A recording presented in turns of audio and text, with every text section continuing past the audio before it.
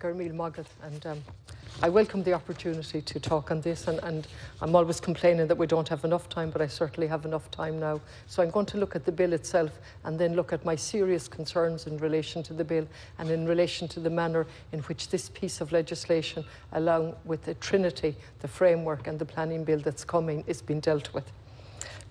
I understand that, and I want to thank again the Library and Research, and I want to thank the Minister's Office for the briefing. It has been very helpful.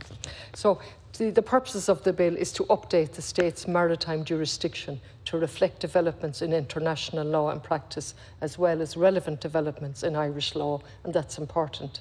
Significantly, however, along with updating the law to reflect those national and international changes, for the first time, the bill will consolidate in one standalone enactment the state's maritime jurisdiction law. And this is significant, and it's positive, and it's good.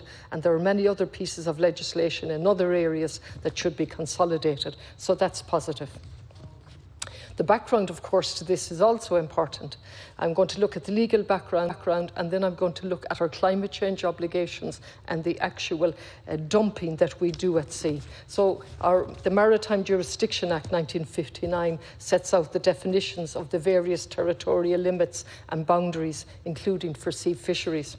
The United Nations Convention on the Law of Sea was adopted in 1982, and this is something I don't quite understand. First of all, I understand that it defines the agreed parameters of the near and the far shore limits and the means for changes to territorial limits to be evidenced and agreed amongst nations.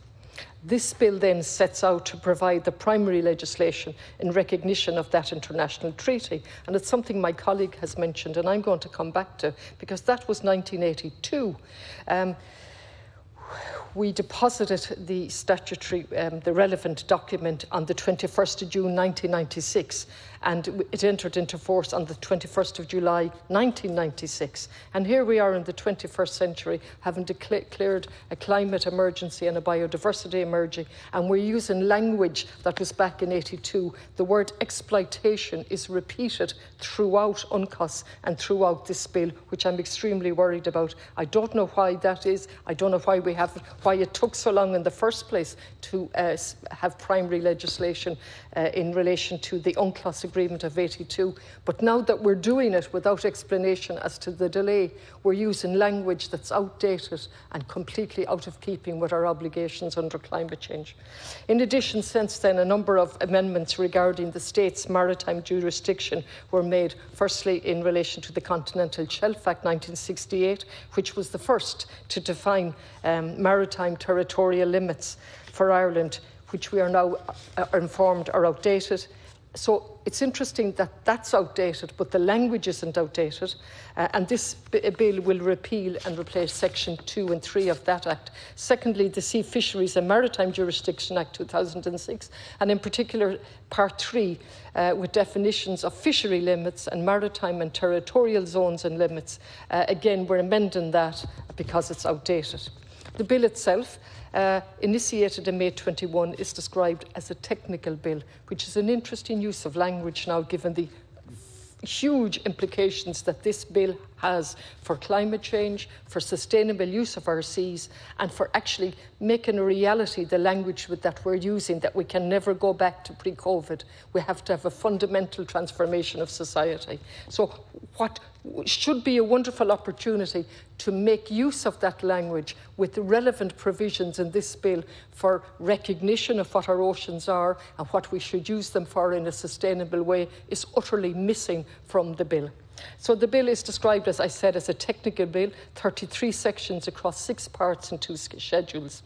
The bill provides for definitions, which is important, of the state's internal waters and territorial sea, and provides a means of establishing boundaries and zones in the territorial sea in accordance with that UN Convention from 82, including the words that some of us are more familiar with now than we'd like to be: baseline, contiguous zones, exclusive economic zones, and the outer limits. More specifically, Part 2 provides definitions and also provides for prosecution of offences committed on a foreign ship and later on Irish ships. And I won't go through the rest of it because it has been set out repeatedly by the previous minister in a very good opening speech on a practical level. But what I want to return to now is the definition of the bill as a technical bill. Now, the Library and Research Digest tells us that the definitions in the bill has significance for natural resources. Now, remember, we grew up and went to school where we were told Ireland had no natural resources. Remember, that was our background. But it has significance for natural resources, marine development, potential energy and geothermal energy, submarine storage of natural gas, carbon sequestration, fishery limits and submarine cables. And I imagine that is not an exclusive list of the significance of this bill for those areas and many more. Now, that's the only reference that I see in from the library where we get an inkling of what this bill, the framework and the future bill will be covering for us. As I said, the UNCLOS, which we are now putting into law, I have serious concerns about. I looked at section 14 of the Act and I thought the word exploitation of the resources was singularly inappropriate. And then it was pointed out to me by a member, somebody who works very hard in my office, that the word exploitation is, the bill is replete with the word exploitation. So the protection and preservation of the marine environment comes way down the list, and is certainly not repeated in the manner that exploitation is repeated over and over again. As my colleague Thomas Pringle has said, there was no pre-legislative scrutiny. This is the second time that we're standing here now, wanting to support a government, wanting to participate in positive legislation, but we're not getting that option.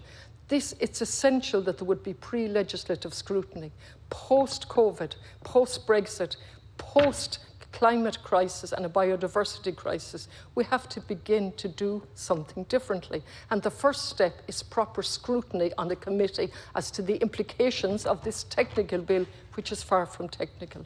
So, Minister, if you're to learn anything with us, or we're all to learn, we got to change the way we're doing things and start with that transformation. Just before I continue with that,